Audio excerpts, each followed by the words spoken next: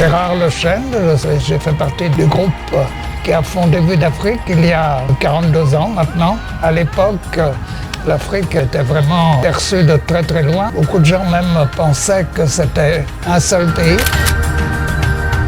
Vue d'Afrique est né en réaction à ça pour montrer qu'il y avait un continent, différents pays, il y avait un cinéma et il se passait des choses, surtout au point de vue culturel.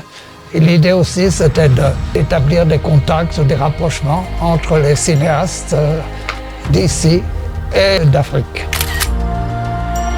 Est-ce que les gens vont venir ou pas? Le problème, il est de l'autre côté. Il faut qu'on présente une programmation suffisamment riche, suffisamment attrayante pour que les gens aient envie de venir. Alors, nous, on doit faire envie et les gens viennent parce qu'ils ont envie de voir ce qu'on leur propose. On a commencé, comme je le disais, le Burkina Faso avec le FESPACO, mais Maroc avec Koïga, la Tunisie avec les journées cinématographiques de Carthage. Aussi, on a continué au Sénégal, au Cameroun, au Gabon. Et le dernier, ça a été le Rwanda avec lequel on vient de se jumeler aussi. Donc on a vraiment tout un réseau de festivals qui nous permet de voyager et de garder le contact.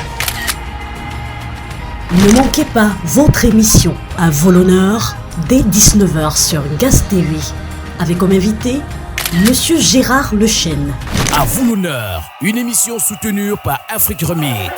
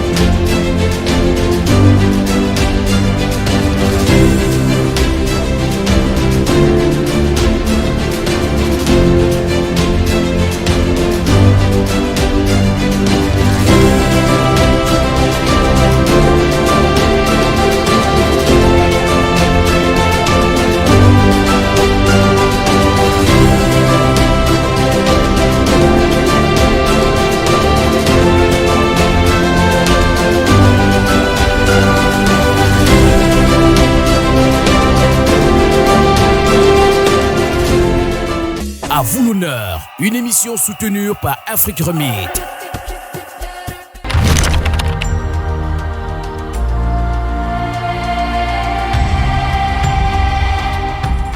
Gérard Lechesne, président et fondateur, j'ai fait partie du groupe qui a fondé Vue d'Afrique il y a 42 ans maintenant. Donc, à l'époque, l'Afrique était vraiment perçue de très très loin. Beaucoup de gens même pensaient que c'était un seul pays où on parlait l'africain. Donc les connaissances étaient quand même assez vagues.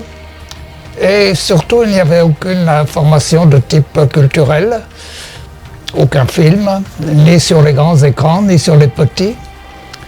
Et d'ailleurs, le nom de Vue d'Afrique, à l'époque, on le dit beaucoup moins maintenant, mais on disait aller aux vues, c'était aller au cinéma. Les petites vues, c'était la télévision. Alors voilà, Vue d'Afrique est née en réaction à ça pour montrer qu'il y avait un continent, différents pays, il y avait un cinéma et il se passait des choses, surtout au point de vue culturel. Et l'idée aussi, c'était d'établir des contacts ou des rapprochements entre les cinéastes d'ici, d'Afrique. Voilà. J'ai eu la piqûre africaine, on pourrait dire. Alors, effectivement, j'ai d'abord été correspondant de presse. J'ai été correspondant de presse en Afrique pour Associated Press. Alors, donc, j'ai parcouru différents pays, mais surtout toute la partie Afrique occidentale. J'étais au Togo, au Bénin, et puis tous les pays aux alentours. Mais Et puis finalement, c'est une agence de presse. Alors l'agence de presse, on envoie des informations, puis c'est ce que les journaux prennent.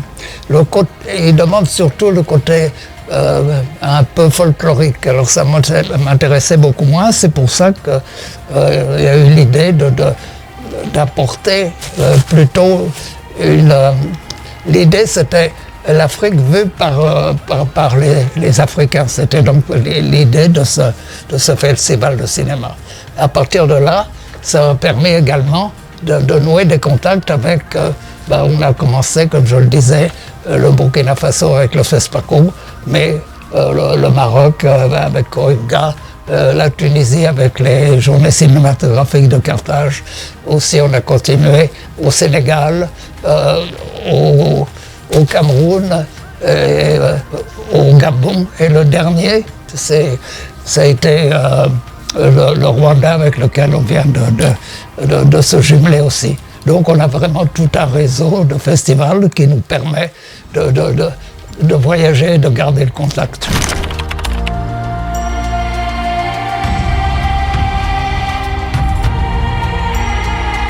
Alors effectivement, le cinéma africain a beaucoup évolué. Au tout début, nous cherchions des films.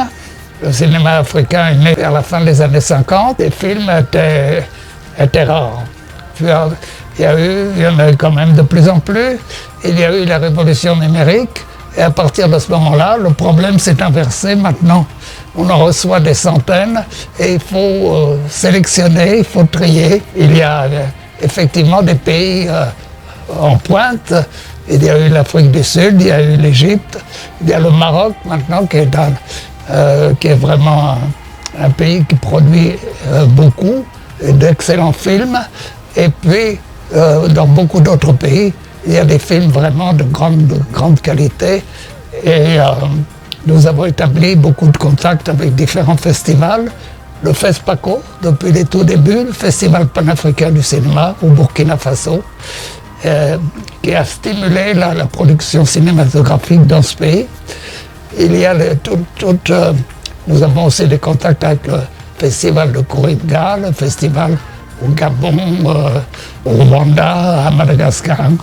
Donc, vraiment, nous avons tout un réseau. Et il y a maintenant aussi le phénomène des séries, de plus en plus de séries et de séries de qualité. Donc, il y a vraiment un dynamisme considérable dans le domaine africain.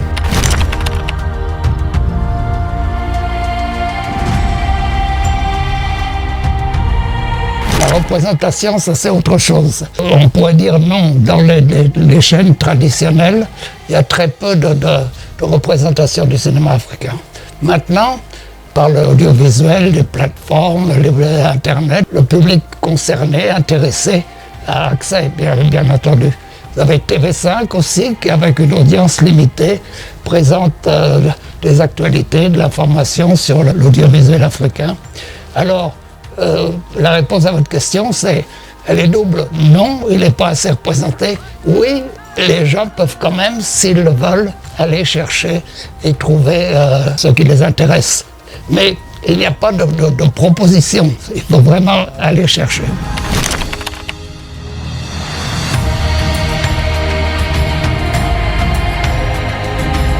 Alors, est-ce que le public canadien, ou en l'occurrence québécois, s'intéresse au cinéma africain? Au tout début, je dirais que oui, ça a été une des raisons. Nous, on avait commencé en disant on veut faire une semaine de cinéma africain pour prouver qu'il existe. Mais ça a suscité un intérêt considérable. Et probablement parce que pour le public québécois en particulier, francophone, ça a été une grande satisfaction de se rendre compte qu'au-delà de l'Europe, il y avait tout un continent où une grande partie parlait français. Et donc, ça a été une source vraiment de grand intérêt de la part du public d'ici. Maintenant, est-ce qu'il y a un intérêt pour le cinéma africain? On en revient à ce qu'on disait précédemment, c'est qu'il faudrait que l'offre soit beaucoup plus considérable pour qu'on puisse répondre. Parce que pour l'instant, c'est plutôt les convaincus qui vont chercher.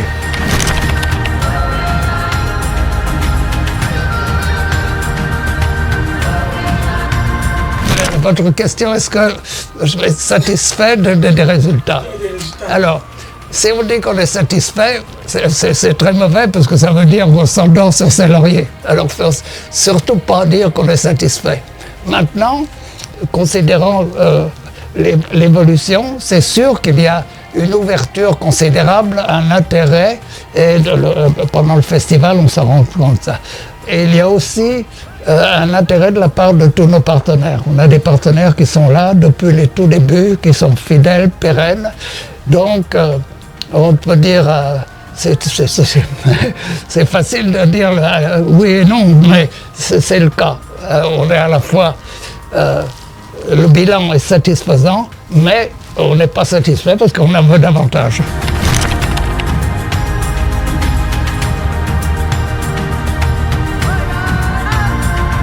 Votre question, c'est quel sacrifice avez-vous fait? Alors, quand on aime quelque chose, on ne fait pas de sacrifice. C'est les autres qui peuvent dire oh bah, tu travailles trop, ou bien je dois sacrifier tes vacances, ton bien-être, ta famille, etc. Mais encore une fois, quand on est passionné par quelque chose, on ne fait pas de sacrifice. Alors non, il n'y a pas de sacrifice, mais il y a un engagement.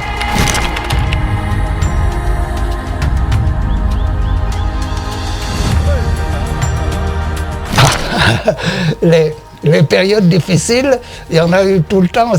Tout le temps, ça a été des difficultés qui s'interrompaient. Alors, il a fallu à chaque fois, c'était une zone de turbulence, il a fallu à chaque fois les surmonter. Et là, ça nous demande vraiment un surcroît de travail parce qu'il faut multiplier les démarches, multiplier les contacts et convaincre. Et donc, on peut dire que le problème, c'est que on consacre une très grande partie à la pérennité, au financement, alors qu'on préférerait, bien entendu, consacrer on le fait, mais on pourrait multiplier encore tout ce qui est contact, enrichissement de la programmation et développement.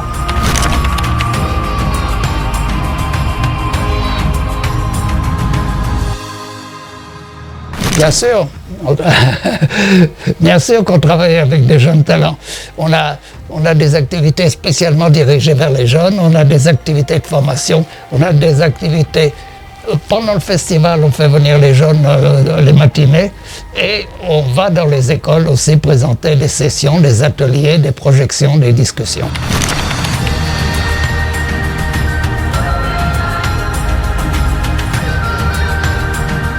Les partenaires internationaux, oui, on a l'Organisation de la francophonie comme partenaire depuis les tout débuts.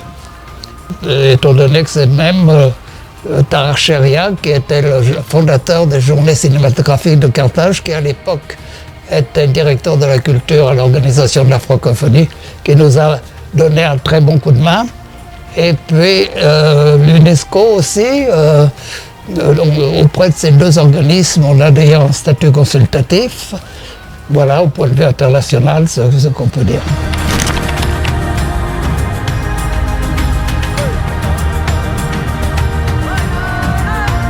Alors, l'avenir du cinéma africain au Canada, je ne suis pas prophète. Alors, je crois qu'il y a de plus en plus de coproduction, donc c'est sûr qu'il y aura une fenêtre et ça va être aussi la volonté, le dynamisme des cinéastes africains de voir si ils veulent s'investir de plus en plus dans les coproductions sans perdre leur spécificité. Donc, c'est ouvert.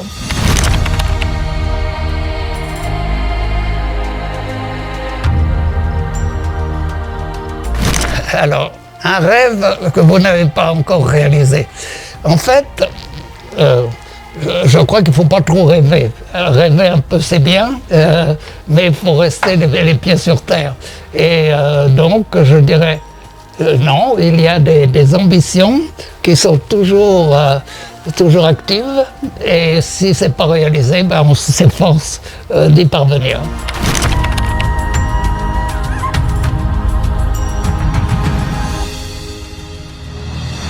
C'est très difficile parce qu'à ce moment-là, ça va devenir technique, la formation et tout ça.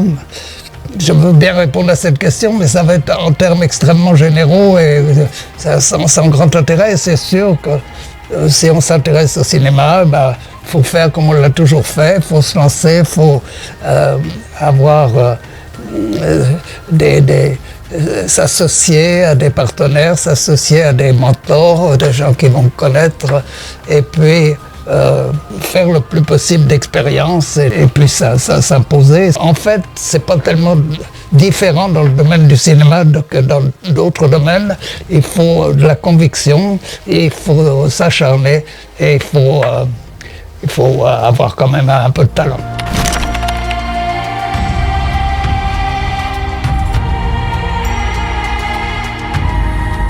Le public ne doit pas soutenir Vue d'Afrique, il doit être intéressé. On présente un festival, donc est-ce que les gens vont venir ou pas? Si le problème, il est de l'autre côté. Il faut qu'on présente une programmation suffisamment riche, suffisamment attrayante pour que les gens aient envie de venir.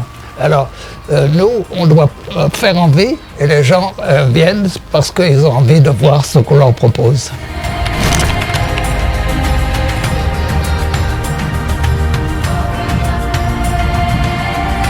Je représente un pays aussi, là je suis consul de la République des Seychelles. Et pourquoi est-ce que je suis consul?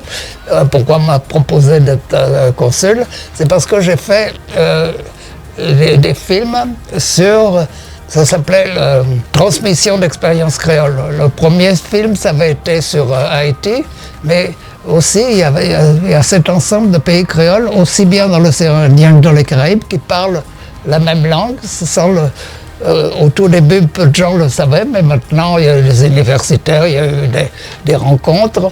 Et donc, j'ai fait un film sur les Seychelles qui, d'ailleurs, au moment où je tournais, il y a eu l'agression d'un groupe de mercenaires venant d'Afrique du Sud. Et donc, ça a été un film assez historique, on pourrait dire. Voilà, les Seychelles étant le premier pays qui a fait de créole sa langue nationale. Alors ça a été aussi une des raisons de l'intérêt de ce film.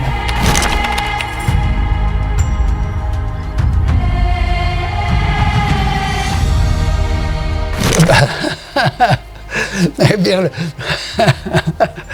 le mot de fin, je suis content de vous donner toutes ces petites informations. Et puis, j'espère qu'on se reverra bientôt pour un nouveau tournage.